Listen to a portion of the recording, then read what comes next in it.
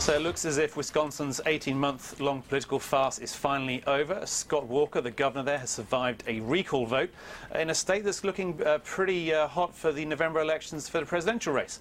Rob, doesn't this just look, since Walker's Republican, that this is bad news for the Democrats? Well, I think it's been since Reagan in 1984 that Wisconsin was the last time they went Republican. So I think it's hard to know exactly. I wouldn't read a lot into this. I mean, it seems to me there were a couple of things at stake here. One, I think people basically thought this was farcical. I mean, so I think that they were not very happy about a recall vote. And you shouldn't be. The idea that you can just recall willy-nilly and every couple of years is probably bad for democracy. There was also a sense that the unions, i.e. special interests, whether you believe in unions or not, their special interests were behind the whole recall vote. Now, of course, the irony is, to beat those special interests, you had to have 2.5 times the spending from other special interests, particularly corporate ones, to beat this challenge. But I think like one of the interesting things of this, I mean, again, I think, it was farcical and people don't like recalls, but like one of the things that I think it does show is that, I mean, Walker, whether you agree with him or not, right, he took a stand, he made a very hard call, difficult call politically, and faced a recall election and still got elected. So, I mean, I feel like there's still like maybe some lesson here that you actually can make tough political decisions and voters will still support you. But it also helps when you've got, $46 million of out-of-state money coming. But that's the world we live in. Everybody, I mean, that's the world we live in. Anecdotally, we went to see Carl Icahn a couple months ago, and as we're leaving, Carl says, "Hey, do you want to meet Scott Walker?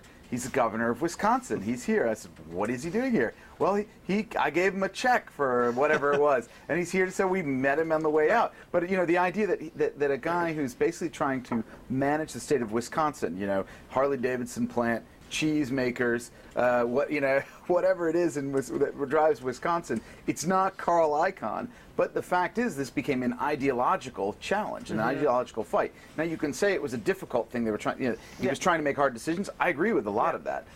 But it was also ideological. Yeah, but you've also got, don't forget, you've got an opportunity here to kick out someone you don't like if you're a Democrat, and yet Democrats, clearly some Democrats voted for him, and you were talking about this earlier on. I mean, why? I mean, as a Democrat, why would you vote against the recall? And I think there was some anecdotal evidence. People were saying they would vote for Walker, but also for Obama, and I think it's like one of these things. If you feel pretty strongly about recall elections, it's not going to be about the issues. I mean, that's another factor. Well, that's a really good point. I think the Times said there was like 20% of people who voted for Walker also said they support Obama. So this goes back to your point. I mean, is Wisconsin now a swing state? I'm not sure. I'm not sure. It's much less clear than some pundits might like to think. But of course, Obama didn't show up and campaign at all for Tom Barrett. Which is pretty telling, right? It's either telling in terms of his leadership, i.e. No, but I also think it's astute. Why are you going to put yourself in the middle of something that a lot of people seem to think, again, like we're calling it farcical. Like, why would you put yourself in the middle of that? Right. But at the end of the day, of course, you could see this as an argument that you can start to bust some of the union, principles such as collective bargaining, things like that. Or other things, perhaps, like maybe actually do something about tax reform and that people will actually still want. I mean, I don't think it necessarily has to be just about this particular issue, but I mean, the thing is, he took a stand on this issue for ideological reasons. So people can make hard decisions. Yeah, people can make hard decisions. And I think it certainly seems to have happened in Wisconsin. We'll see if that plays out in November. It's much harder on the national scale. But thanks, Rob. Thanks, Agnes, and we'll be back tomorrow with more Breaking Views.